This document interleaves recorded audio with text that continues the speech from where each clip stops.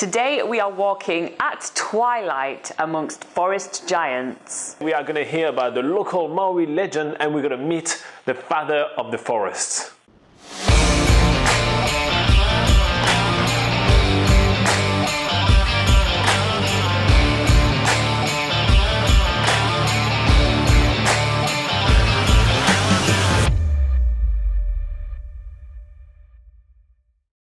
This evening we're joining Mahuta from Footprints Waipoua for a twilight tour around the Kauri forest in the area. It's an amazing way to discover the Maori legends surrounding this amazing area, and it starts with a bit of history about Kupe, a Maori explorer. Before he left, he went further inland where a place called Horiki, where he came across this freshwater spring.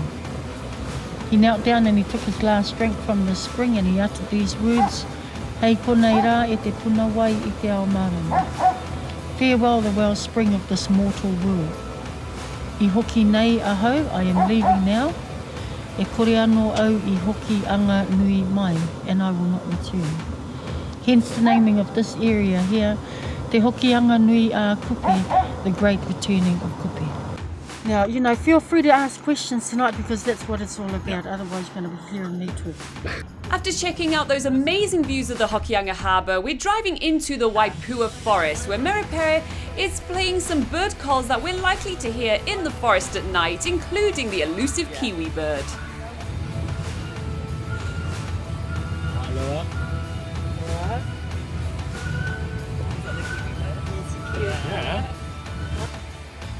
Our first stop this evening is at Tane Mahuta, which is the largest kauri tree in New Zealand, and we need to wipe our feet first before entering the forest because of a disease called Kauri dieback, which is spread by the roots.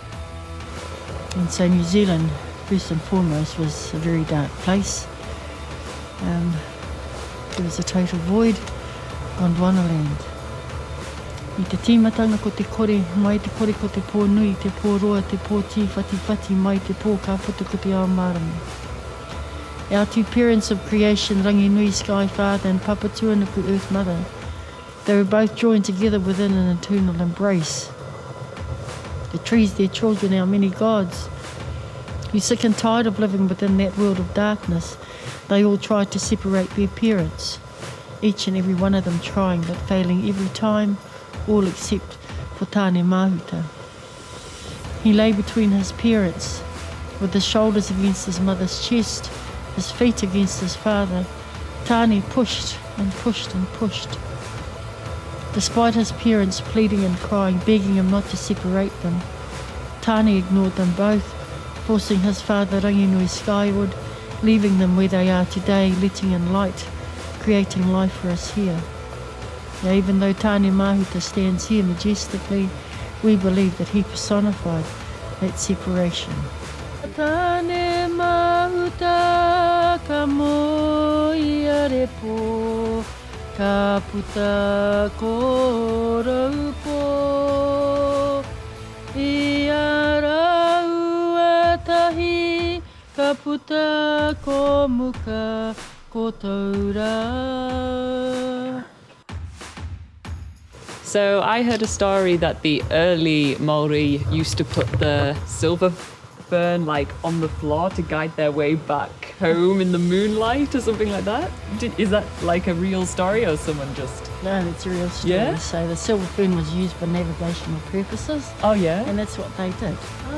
After checking out Tane Mahuta, we are now hopping back in the car and we are making our way a little further into basically the same forest because we want to check out the second largest kauri tree in the area, which is Tane Matua Ngahere. And once more, before entering the forest, we clean our shoes. Karanga mai, karanga mai, karanga mai rā. Kei konei mātou I tēnei pō ki te Māoria mai ngā manuhiri, ki te noho I raro o manga. Ka tū koe, tūana koe, tū tonu koe, te wehenga o te rangi me te whenua. Nā reira karanga mai, karanga mai, karanga mai rā e Tane Mahuta. Greetings to you, Tane Mahuta.